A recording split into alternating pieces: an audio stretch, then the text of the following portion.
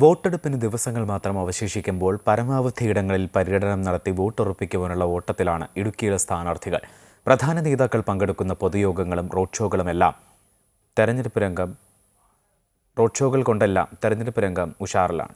ഇടുക്കി, എറണാകുളം ജില്ലകളിലായി വ്യാപിച്ചു കിടക്കുന്ന പാർലമെന്റ് മണ്ഡലം ഒരു തവണയെങ്കിലും ഇടുക്കി ലോക്സഭാ മണ്ഡലത്തിൽ മുഴുവൻ ഓടിയെത്താൻ ദിവസങ്ങളെടുക്കും. ഇത്തവണ പ്രചരണത്തിന് ഏറെ ദിവസങ്ങൾ കിട്ടിയതിനാൽ സ്ഥാനാർത്ഥികൾക്ക് കൂടുതൽ തവണ ഓരോ മേഖലകളിലും എത്താനായി. കഴിഞ്ഞ 5 വർഷത്തെ പ്രവർത്തന നേട്ടങ്ങൾ ആവർത്തിച്ചു പറഞ്ഞാണ് UDF സ്ഥാനാർത്ഥി ഡീൻ കുര്യാക്കോസിന്റെ വോട്ട് അഭ്യർത്ഥന. നമ്മുടെ നാട് അതീവ ഗുരുതരമായ പ്രതിസന്ധിയിലാണ്. ഇവിടെ ജനങ്ങളെ സഹായിക്കാൻ ഒരു ഗവൺമെന്റിന്റെ സാന്നിധ്യവും ഉണ്ടാകുന്നില്ല എന്നുള്ളതാണ് ഏറ്റവും പരമപ്രധാനമായ.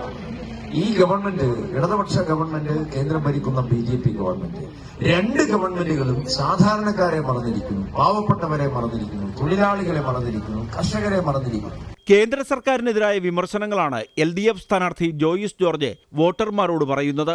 രാജ്യത്തിന്റെ ഭരണഘടനയെ സംരക്ഷിക്കുന്നതിന് വേണ്ടി കൃത്യതയോടുകൂടി ആശയ ദൃഢതയിൽ ഉറച്ചു നിന്നുകൊണ്ടുള്ള നിലപാടുകൾ പാർലമെന്റിനകത്ത് സ്വീകരിക്കേണ്ടതുണ്ട്. പാർലമെന്റിന് പുറത്തും മറ്റെല്ലാ ഇടങ്ങളിലും നമ്മൾ പ്രതിരോധം തീർക്കേണ്ടതുണ്ട്. അതിന് ഇന്ത്യയിൽ ആശയപരമായി സാധിക്കുന്നത് ഇടതുപക്ഷത്തിലാണ്. വൈകിയാണ് എത്തിയതെങ്കിലും NDA സ്ഥാനാർത്ഥി സംഗീത വിശ്വനാഥനും മറ്റ് മുന്നണി സ്ഥാനാർത്ഥികൾക്കൊപ്പം ഓടിയെത്തിക്കഴിഞ്ഞു.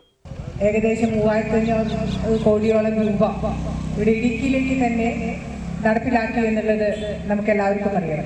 ഇവിടുത്തെ റോഡുകൾ, ഗ്രാമീണ റോഡുകൾ ഒക്കെ വികസിക്കാനായിട്ടുണ്ടായ കാരണം അതുകൊണ്ട് തന്നെയാണ്. വോട്ടെടുപ്പിന് ദിവസങ്ങൾ മാത്രം. പ്രചരണത്തിന്റെ അവസാന ലാപ്പിലേക്കുള്ള ഓട്ടത്തിലാണ് സ്ഥാനാർത്ഥികൾ. ഈ ഓട്ടം പൂർത്തിയാക്കി വേണം പ്രചരണത്തിന് കൊട്ടിക്കലാശം നടത്താൻ. MC Boban, Amrita News, Idukki.